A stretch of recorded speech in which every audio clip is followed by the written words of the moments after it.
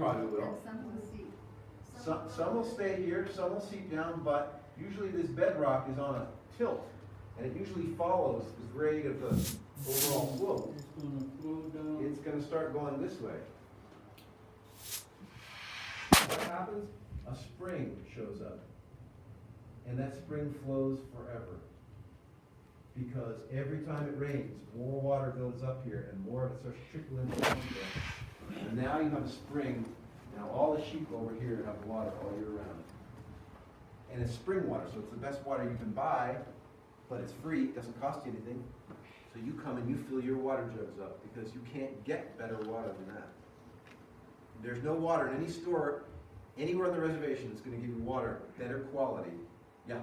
Is that the same kind of concept over at Mesa Verde?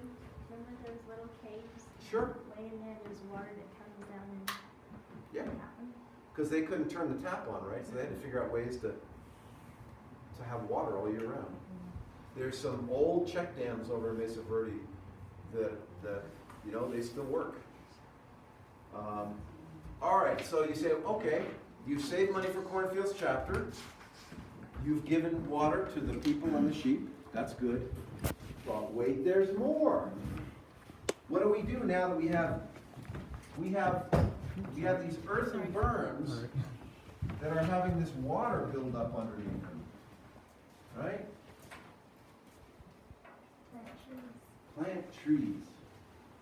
And what does that result in? Here are my artistic trees.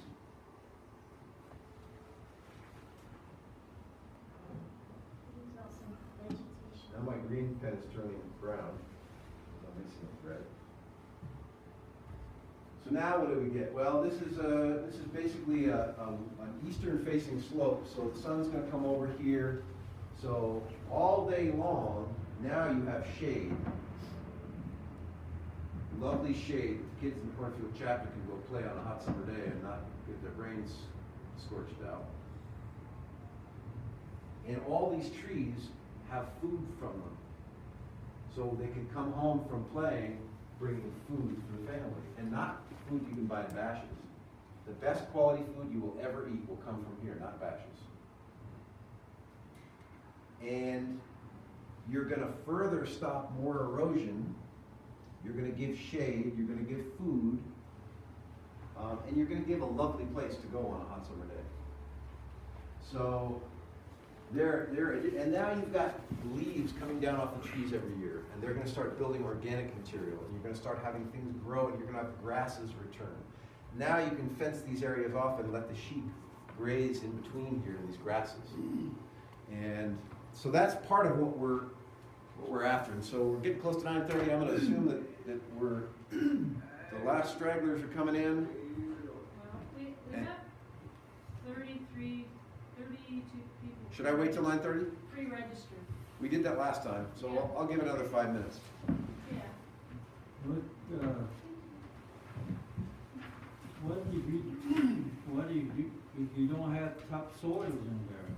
How do you start growing That's it. vegetation? Excellent question. Excellent question. First, you bring in trees that don't care. And there are trees that, Maybe some weeds and don't care. well, I'll tell you one tree that's gotten a really bad rap, and it's because, see, in a model like this, after a while, you don't need any irrigation anymore. Right? For the first 3 years you get these trees established, you might need some irrigation, some drip irrigation, using very low amounts of water to get these trees established. But once these trees get their roots into this water table, right, they don't need any more irrigation. Plus, they're going to start putting shade, which means the evaporation of water coming out of the soil during the day is going to be reduced because there's much more shade. These trees are going to start dropping leaves. What is that going to do? It's going to start putting organic material in the ground, which is going to break down and become soil. The reason why I ask is that a lot of places are just nothing but shale type material. Yep. Nothing will grow on there. Well, the tree that gets the worst rap on the reservation is the Chinese elm. And we've got some Chinese elm Did you bring that with you, Kath? We're gonna pass around. Right now, the Chinese elms are making seeds. So these beautiful trees have all these little seeds on them. And I know you were here last time, so you probably tasted some of these. But for those of you who weren't here 2 weeks ago, we're gonna bring some Chinese elm seeds in, and I encourage you to just take a pinch of them and chew them and taste them. They're delicious. They would make the best salad you could ever eat. Plus, all the leaves on the Chinese elm can be eaten. We've got a recipe we can give you to make a fantastic spaghetti sauce out of the leaves on a Chinese elm. But what does the irrigation system tell you? They say this is the worst blight, this is a curse. This tree should be ripped out by the roots, right? Get rid of all, well, good luck trying to get rid of all the Chinese elms. We're actually going to be going on a property today that has gotten rid of all the Chinese elms, he thinks, but they keep popping up, right? They can easily grow. Yeah. So I say, let's use that. Let's use that property of the Chinese elm and turn that Chinese elm from a curse to a blessing. Permaculture is all about what do you have to work with? And if you say, oh, we live in this terrible place, it's a desert and there's no water and blah, blah, blah, and everything's bad.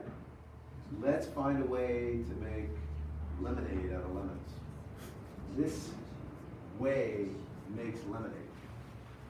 And I'm going to show you a site in Saudi Arabia. Because a lot of people see this and they say, oh, we don't have enough water here. There's not enough rain to do this. I'm going to show you a site in Saudi Arabia that has 10% of the water we get here.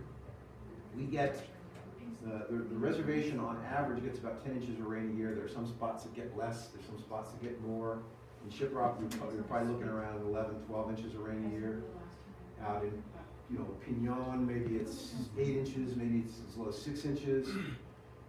The place I'm going to show you in Saudi Arabia, they get less than 1 inch of rain a year. Some years they get 0 rain.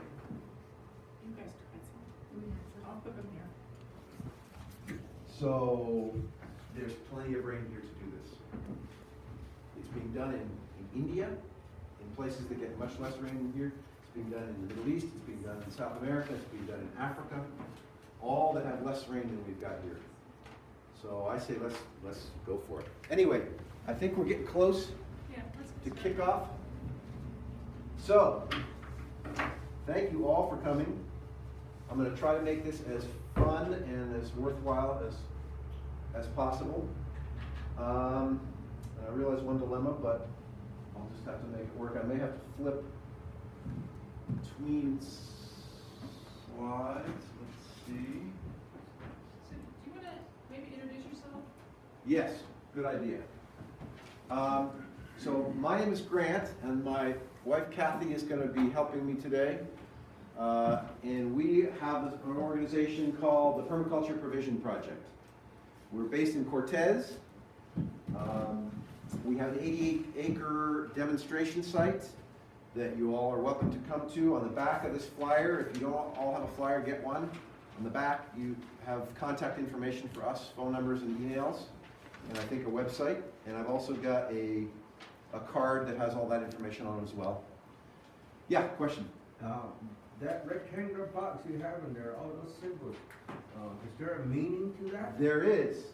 There is. So this name Hananiah this is the ranch name. This is kind of the organization name. Hananiah is a Hebrew name. Anytime you hear a word in Hebrew that has a yah at the end, that's God. So Jeremiah, Isaiah, Joshua, that's God. So this is what's called Paleo Hebrew. This is the way Hebrew looked 2,000-3,000 years ago. And it's a pictorial language. So it's He, Nun, Nun, Yud, He, or Het. So the pictures that's a wall of protection. These are nuns, which make the sound N, like Nancy. So that's where Hananiah, right? They don't have any vowels in Hebrew. So that's N and N, but they look like sperm or seeds, right? Well, what it means is from generation to generation. If you look at the Bible, it's all about generations. I don't have to have the best life, but if I know my kids are gonna have a good life and their kids are gonna have a good life, then I can keep working because I know I'm gonna pass blessings to my next generation. And of course, at the end, you have the name of God, right? So it's a wall of protection from generation to generation from God. That's the meaning of Hananiah. And you can take any Hebrew name and break it into the meaning. And it's amazing too. Because there are parts of the Bible, of the Old Testament, that are really boring because it's just name after name after name after name. Who wants to read that, right? Until you translate the names. Like, I mean, this is a little digression here, but Genesis 5 has 10 generations. And it's all these names. It's like, why do I want to read these names? You translate the meaning of the names and it becomes a sentence. And in one chapter, it tells you what the whole rest of the Bible is going to be about. Pretty amazing. Anyway, that's what that comes from. Yes, I'm easily distracted, so try to keep me on subject, okay? I'll do that. Yeah, she's the chief enforcer. She probably has a stick she's not showing you. She's gonna hit me. That was good information. And it actually was a perfect segue because we're talking about paradise. Every one of these presentations, and we're giving presentations, we had one last 2 weeks ago, and you can see the rocket mass heater that's out there that we all built. Will we stop by and do a formal kind of? We can do a little review, yeah. Okay. This one is about water curses, water blessings, because the first, where you have to start is water, right? For those of you who are here when we talked about this, it all starts with the water. Nothing happens without the water. In our world today, if you go to big cities, what happens with water? There's so much asphalt and so many hardscapes, kind of like your mesas. Flint. The water comes down and they got to get rid of it. Because I'm going to show you video of Farmington that's going to blow your mind. I don't know if you guys have been driving around Farmington during a rainstorm. This will blow your mind. So what do they do with it? They put it into storm sewers. What's a sewer? It's where you put garbage. It's where you put refuse. It's where you put poop. We take a blessing and we say, let's put it where the poop goes. Is that right? This is the greatest gift we can be given, because nothing happens without this. In the cities, we put it where the poop goes. Okay? So that's a theme, and so we're going to be talking about paradise, because paradise starts with water. And what we're really after here is this becomes paradise. Now, it doesn't look like it because my drawing skills are really bad. But when you see this and there's food everywhere, food under your feet, clean water coming out here, places for the kids to play, everybody's got plenty to eat, and not chips and Coke from the convenience store, the best food on the planet right here for your children to grow healthy with. Diabetes, I'm a nurse. I work in Chinle. The rate of diabetes in the reservation is somewhere around 50%. 50% of the population on the reservation is either diabetic or pre-diabetic. And let me tell you, diabetes is really, I mean, it's not good. This would cure that. No more diabetes. Maybe some type 1 diabetes, but all the type 2 diabetes would disappear. So, when you guys think of paradise, what do you think about? What if you close your eyes and say, picture paradise, what would you see? What's that? Luscious greenery, Yeah, vegetation, lots of vegetation. Hawaii, Hawaii? Okay, so when you're picturing Hawaii, what do you see besides the trees? tropical, Tropical. What else? lots of birds, Rain. What happens when you get rain? You get waterfalls. Right? Has anyone been here? Havasu? Havasu Falls? Well, that's kind of a bad picture, but if you ever want to experience, and there's a place even closer and easier to get to called Fossil Creek down near Camp Verde, near Strawberry, Arizona. That is, you can drive right down, and don't go on the weekend because everyone from Phoenix is there on the weekend. It'll drive you crazy. Go on the weekday, and it's like paradise. The water's green and blue, and the bottoms are sandy, and it's shady, On the hottest summer day, it's lovely to be there. I got you. All right, so that's paradise. So, for those of you who were here last time, you saw this. For those of you who weren't, you didn't. It's a 2-minute video. It helps you see how nature will eventually do what I've just described here. Because what you're going to see took 80 years to happen. We can do it in 3 to 5 years. Okay? So this video will hopefully... Oh, you know what we didn't do? You know what? We're not going to worry about sound because I'm going to narrate because I love to talk. Can you tell? All right, so we're in Tucson, and it's really hot and dry. You got the saguaro cactus. It's crunchy. There's no water to be seen anywhere. There's not a lot of vegetation, right? You don't see any grass coming up.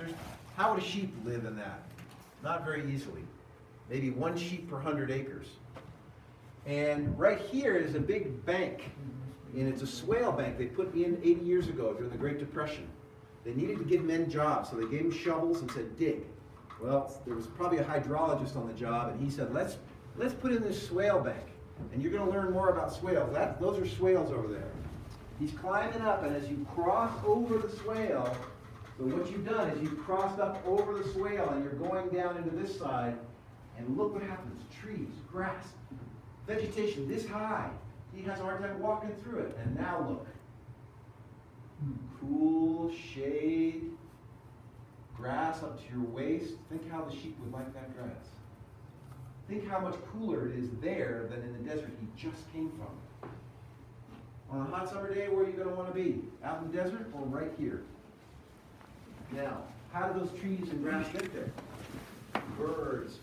So they created the swale bank, water started accumulating, water started getting under the ground, and then birds dropped seeds. They pooped, and they had seeds in their poop, and trees started growing. Out there, you got desert in here. Beautiful, cool, and trees everywhere. Now, are they all trees that can give you food? No. But we can plant specifically trees that every tree gives you or your animals food. So, that's paradise for me. Because I'm from back east where you can always find shade back east. Out here, I'm bald. If you hadn't noticed, I'm bald. Well, bald men in the sun don't go very well together because we get baked on the top, right? So I like shade. So one other thing I want to quickly tell you about, and this day is going to be about addressing, what we're addressing today is this part, right? The water. Because we've got some real water problems on this property. 2 weeks from today, we're going to be addressing this part, right? And then 2 weeks after that, we're going to be bringing irrigation to this part because, as I said earlier, for the first couple years, until we build up this reservoir of water, we're going to need to help these trees for 2 or 3 years until they get their roots down to the water. So we're going to do drip irrigation. And most of the irrigation that gets done here is flood irrigation, right? Big irrigation canals. Well, last year was not such a good year to do that, right? Because the river turned yellow. So this is a food forest. This is what you do here. You start with trees, right?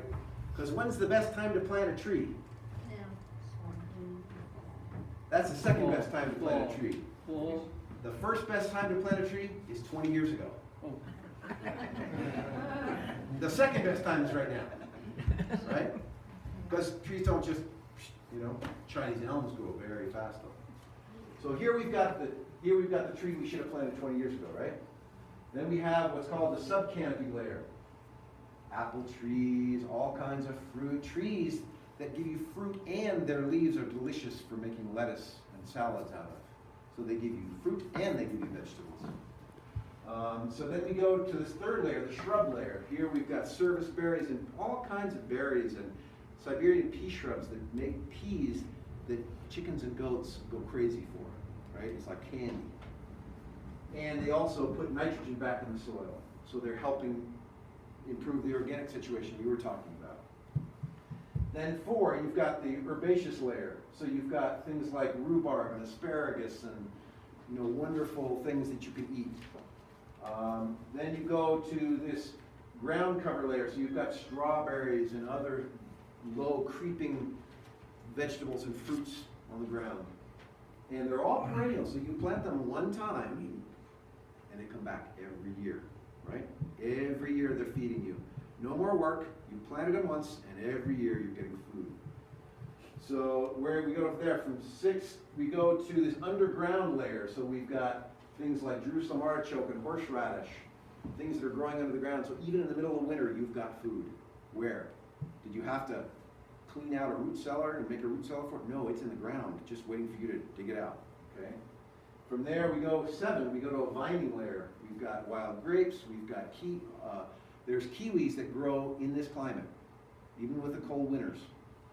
Now you're plucking kiwis. Now you're walking through and you're hitting your head on fruit everywhere you go. So 8, we've got the aquatic or wetland layer. So if you can start trapping some water down here in ponds with the spring you've created, now you can start having water. The most productive place to grow stuff is in ponds, believe it or not. 9, mycelial fungal layer, which is underground, and that's a whole other workshop. Yeah.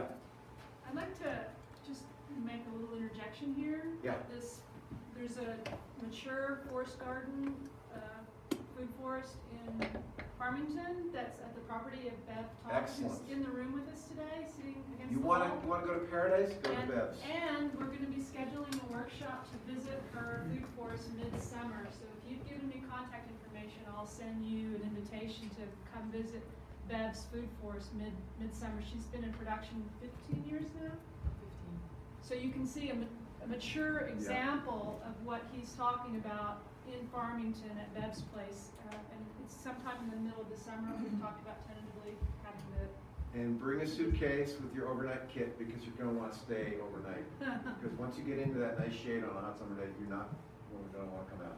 So you'll get to see in practice what he's talking about here in Yeah. theory, and what we're going to start today for this location. You can see a mature example midsummer at Bev's place later on this year. So I just want to interject that while we're on the topic. All right. So this next slide says, what brought you here? I'd love to talk to every one of you about water problems that you see on your properties. Let's do that throughout the day, because we're going to, the goal here is to have kind of a half hour to tell you what we're going to be doing today, so you have a good idea of why we're going out in the hot sun. And then we're going to go out and try to get there while it's still a little bit cool and implement some of these ideas. And then we're going to come back, have lunch, go back out, come back when it gets just a little too warm, and we're gonna talk in the nice cool shade about some of the ways you can take these ideas to your properties. Or you could have me come and help you implement some of these ideas on your property, okay? So, who has water problems? And I try to get a hold of Josine to get permission to show this, so I'm hopefully you can, is Josine here? No, Ramon is. Yeah? Yeah.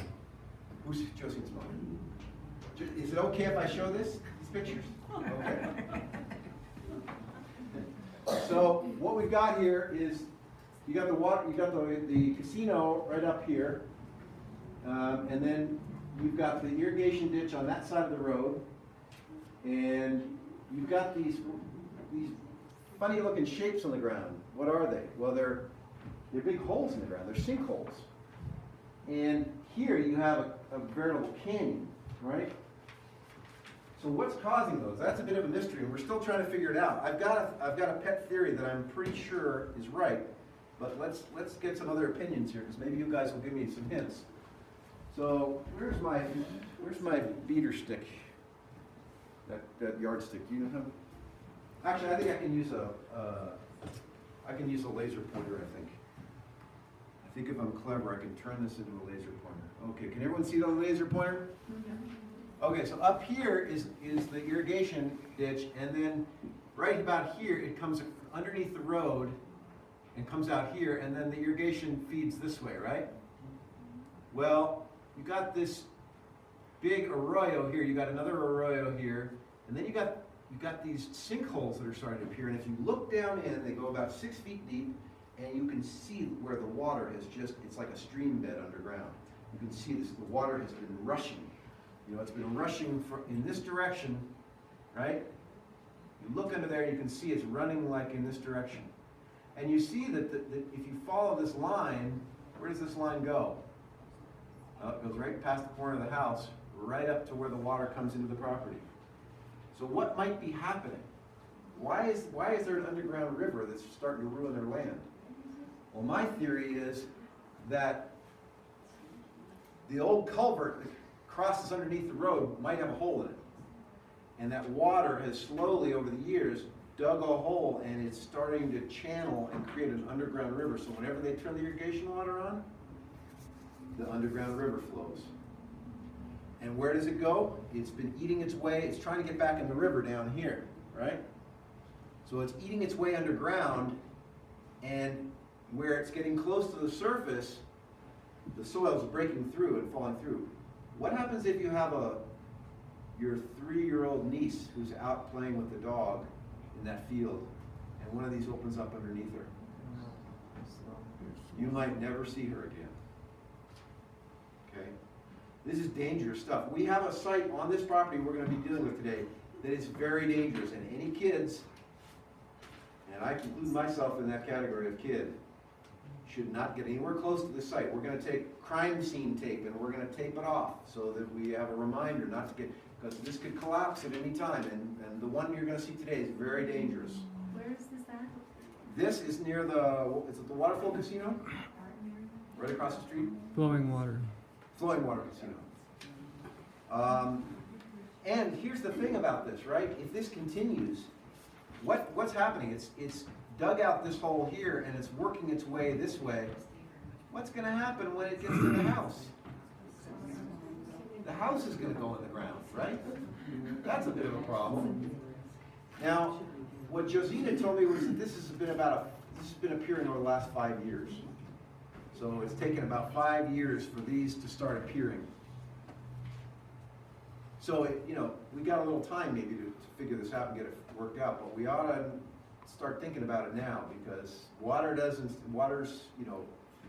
it's slow, but it just keeps right on working. And this is all over the reservation, there are water problems. Because so many trees have been cut down and so much vegetation. In Chinle, there are people who say that as recently as 10 years ago, Chinle Valley was covered with grass. I invite you all to come down to Chinle and look for the grass. You're going to be looking long and hard. Okay, so here is West Apache Street in Farmington. It's kind of a grainy photograph, but you can tell the water's flowing pretty deep there. That's that location, right? Or no, excuse me. This location on Navajo Street is right here. These are just different views of the same location. I mean, you got a disaster zone happening here. Can you show that map again?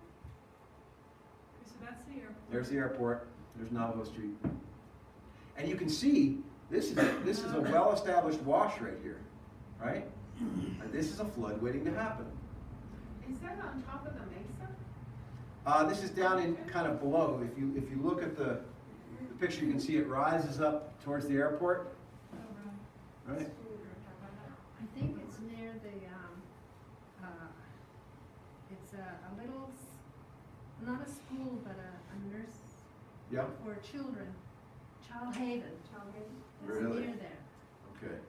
Bad place for a child to be on a rainy day, I can tell you that. Okay, so this is really cool. I mean, this kind of stuff gets me excited, so you'll have to forgive me. But this is Cicinero Restaurant, right? Everyone knows where that is in Farmington? You've got a well-established wash right here, and they have it come through the road. And what does it do? It comes right across. So there's a culvert in that road? Yeah, you'll see it in the next picture. Comes right across here. There's an outbuilding that doesn't show up very well on this right here. You're going to see that in the next picture. And then it comes and it crosses under the road and it goes down this way. And you can tell where it crosses here, they've made accommodation for it to get under the road and to come down here. Wait till you see what it looks like on a rainy day. Okay, so that's a flood. But the real, oops, wait a minute. Not the same location. This is a slide out of order. That's the yellow water. Another bit of a problem with water, right? Another water curse, and you guys got the full effect of it last year. Alligators in there. Alligators, is right. All right, so let's see if I'm clever enough to get. So let's go back a step, This is starting down here, by Kentucky Fried Chicken down here, and you're driving north. And you're gonna, at the end of the video, you're gonna drive right where this water comes out and goes down, okay? But you're starting way down here by Kentucky Fried Chicken. It's quite a video. Okay, so there's KFC, right? Y'all know where KFC is? And you can see, I mean, look at the volume of water that's running here. It's gigantic. In the video, they're saying that RV is about to go over the edge. And they're talking about these little Chevys that are about to get washed away. I mean, it is running, and again, it's coming from over on the other side of the street. I mean, it's a bloody river there. Look at that, it's a waterfall. So this is Main Street, right? Well, I don't know what you call it. East Main. Look at it, it's amazing. And you don't even see any really rain falling. It's not like you're in the, this is, Wow.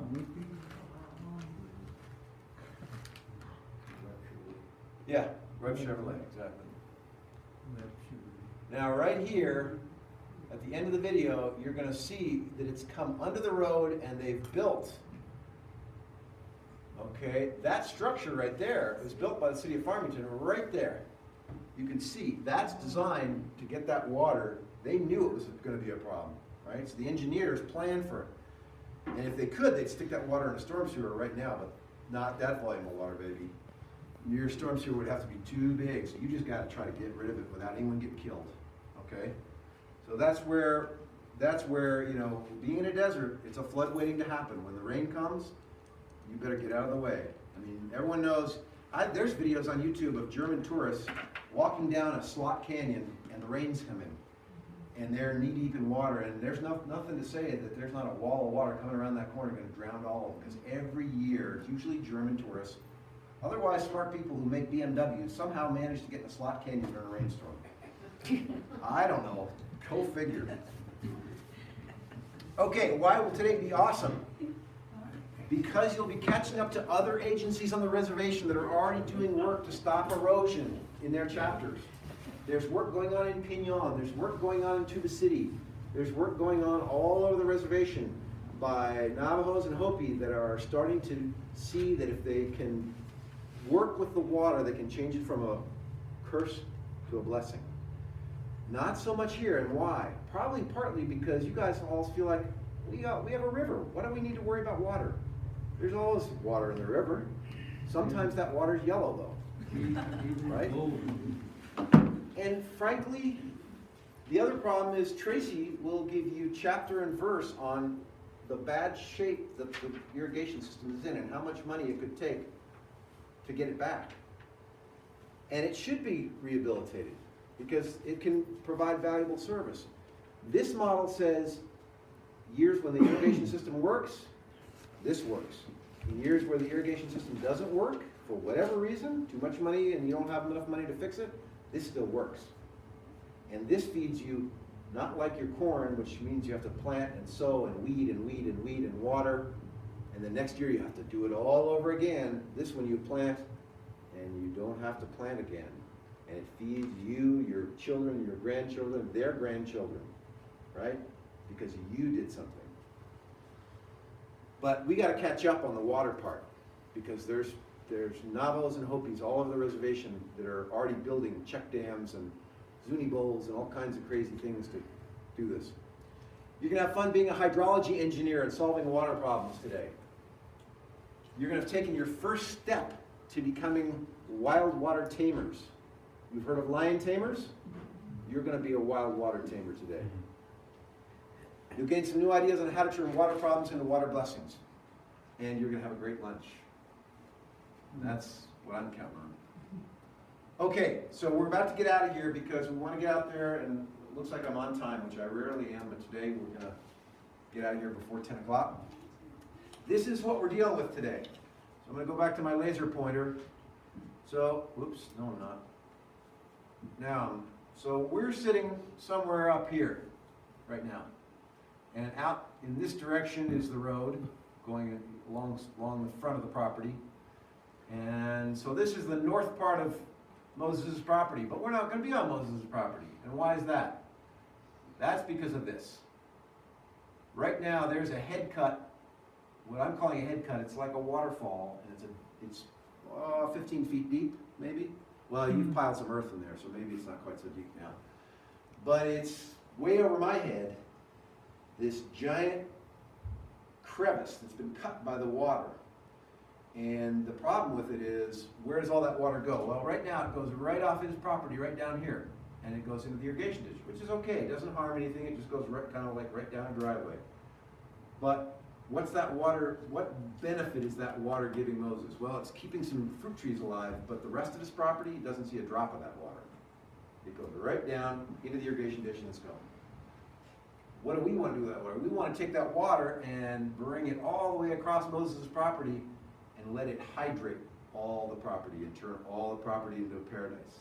Right? Garden of Eden, Hawaii, right here in Farmington water flow area. Right? So, but the first thing we got to deal with is this is dangerous. And this is a school. Schools have little kids. Little kids love to go play in cool places. And literally cool, because on a hot summer day, this is probably the coolest spot on the whole property. And actually, it's not on his property, but it's real close to his property. And nothing prevents a little kid from going in there and playing. God forbid one does and the wall crumbles and falls on top of them. You just can't, we can't have that on a school property. But in addition, it's just going to creep back and it's now going to cause problems for this trailer park that's right next door. Now, why is that water coming there? Well, what you're going to see today is that this guy in the trailer park, he didn't like that water either. He didn't want it coming down and flooding out his trailer park, so what did he do? He built this berm. It's kind of like this. It's kind of like these berms we talked about here, but it's not on contour. When you have something on contour and the water comes down, the water sits flat. When it's off contour, the water doesn't sit flat, it runs, right? It moves. So this guy wanted to get the water out of his property, so he built this berm to cause the water to come over onto Moses' property. Clever guy, right? Take his problem and turn it into Moses' problem. That's the thing though, water's a blessing. He just doesn't know it. We're not going to tell him. So the problem is that berm stops right about here. So now the water gets out of that channel and it starts going downhill and it digs this big hole, dangerous hole. And I want to stress this danger element because I'm going to take the crime tape, like I said, and we're going to tape it off. And we got to make sure no little kids get close to it. And frankly, I'm not going to get that close to it. And we're going to extend that channel this way, so now the water will get to the property line. There's the property line. Then we're going to take these, what we're going to call these Excelsior rolls that we can get you guys for free. Okay, you can come here and pick them up and use them just like we're going to use them today on your property. If your property has problems and you want to use these, you can get them here free. Now you got to make sure you're friendly with him and you call him first. But I think he's a pretty friendly guy. So we're going to take those and we're going to create like a little creek bed. And it doesn't have to be great big, and it's up on a hill, so it can't be great big. And we're going to let that water keep running across the property until we can get it down to a level where it's safe and it's slowed down. Now we can put it into swales like this and create trees. And you know, that diagram I showed you with all those layers in the food forest, it's so hot and tough environment here that you can't just start right away and plant everything. You got to get shade first. So we'll probably plant trees first, and in fact, in May, at the end of May, we're going to have a workshop where we're going to be putting in fruit trees and vegetable trees and all kinds of trees to start this process. But what do we also have to do? Well, this water comes down here fast, so we want to look at the top of the watershed, and that's up here, way up at the top. Now the good news is for folks who aren't so good on their feet, we've got a way to shuttle you up there by vehicle, okay? The rest of you guys, we're going to make you walk. And we're going to walk, the cars are going to come up here, and we're going to stop here first, and we're going to do some work up here. And then we're going to walk to the top of the watershed up here, because here's his property line. And here's where water comes in, And it's already a problem because it knocks his fence down. On a good storm, his fence just goes bam. Right? Well, we're gonna do him a favor. Since he's letting us work on his property, we're gonna do him a favor. And we're gonna put some very quick means of water flow mitigation in there to slow that water down and maybe keep his fence from falling down. Then many years ago, in fact, maybe even before he owned the property, he put a dam in here where this blue line is, and also here where this blue line is. So you're gonna get to see, earthworks to actually slow water down. He's also up where this dark area is, he's taken, now he doesn't know the secret that these elm trees are actually a blessing. So what did he do? Do you see any trees here? No. He chopped them all down, that's why you don't see any trees there. And he took all the trees and he put them here and he put them here. Why did he do that? Well, trees, you're gonna find out, brush is a good way to slow water down because water's coming down an incline, and then it hits all this brush and it slows down. So he at least did that, and that's a valid way to slow water down. So if you have dead trees on your property, you can use them to slow water down where you have a water problem. So we're going to look at that site real quick. Then we're going to come down here. We're going to maybe put in some of these features all the way down to just slow the water down because you're going to see this is a fairly steep area. Now cars will get up here fine, but it's steep, and so water's going to move through here pretty quickly, and we're going to try to keep slowing it down. We're going to show you different methods to do that. So we're going to do a hay bale dam using hay bales. These don't have to be expensive hay bales that you're going to feed your animals. These can be moldy stuff that no one can feed anybody anymore. They're still good. They're still valuable, and we can still use them. And so we're gonna maybe make some little mini check dams, some one rock dams, all these different features depending upon what you have on your property that you can use to solve the water problem, turn it from a water curse to a water blessing, and allow you then to go to the next step and create paradise. But today's about the water, okay? So what I'd like to do is I'd like to create maybe 4 teams so that when we're out there I can say, okay, team 1, run over there and throw rocks at Moses. And you guys will all run over there and throw rocks at Moses. This is Moses. That's Moses, yes. So what I'd like to do, anybody ever been in school where they make teams up where you count 1, 2, 3, 4 all the way around the room and you remember your number, and if you're a 1, that means you're team 1 all day long? Yeah? It's been a long time since I've been in school, so I'm not sure I'm going to be very good at this, but we're going to try. So we're going to start with this young man who's going to be number 1. 2. 3, 1. See, you're 3, remember that. 4, 1. 2 on the side. So it's okay with the landowner? Yes, we in fact, the landowner and I drove up here. He's what, in his 80s? He's 85. He's not in great health, and he's kind of tickled that he's going to get some help with this. Because frankly, if this berm fails, it's going to come down on these houses and could cause him real problems. Now the berm is in pretty good shape. I don't think it's going to fail anytime soon, but it's going to help him out. And the thing is, now here's another thing, just to entice you to make sure you stay until after we come back in at around 2. That paradise I showed you in the video, I found one on the map about 5 miles from here, way up in the mountains, and I'm going to show you that later on. And I'm going to figure out how we can get there because somebody's onto this concept and they've created an area that's trapping water, and you can see vegetation is coming up, trees and shrubs. So just imagine that what is now a little isolated place in the middle of this harsh, dry landscape, we can propagate those in every little wash, and we can start growing paradise a little piece at a time all over this reservation. So anyway, let's just, to make sure we keep in mind, let's have all the number 1s come up here.